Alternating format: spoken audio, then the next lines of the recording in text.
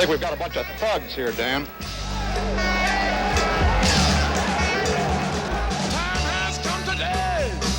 1968 was a time of turmoil and questioning. Something happening here. What it is ain't exactly clear.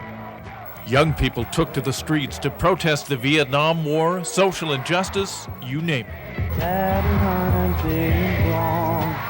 But protest in the 60s often turned violent. Riots in the name of peace. Time we stopped. Hey, what's that sound? Everybody look what's going down. At this 1968 anti-war protest at Balboa Park, the police marched in like soldiers and wound up making several arrests. We were young and impatient, and we wanted change, and we wanted it quickly. Lonnie Rowell was in the streets in those days. This look was the alienated student activist look.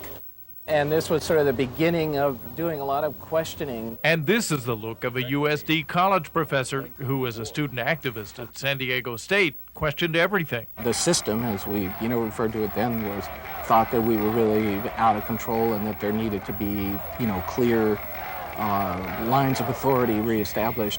And our, of course, sense at that time was that we were questioning authority in all of its forms. We can change the world.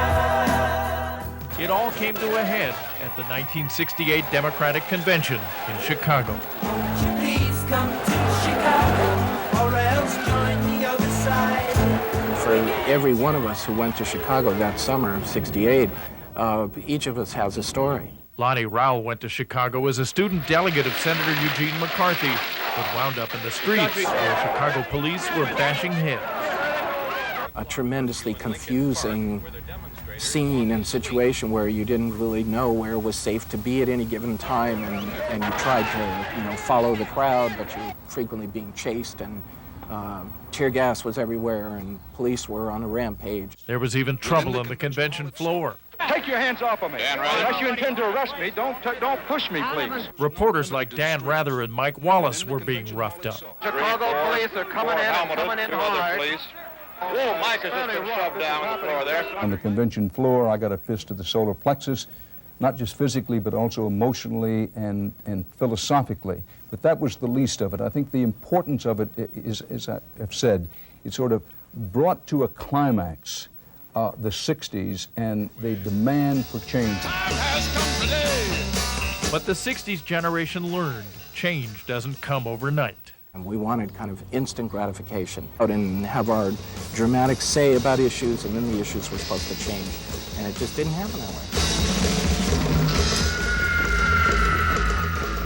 way. Images of a year of tragedy, tears, and tumult. Almost forgotten Christmas Eve with the stunning images of the Earth from the Apollo astronauts in orbit around the moon. It did end with that symbol of hope and looking forward. Forward because no one wanted to ever go through a year like 1968, ever again.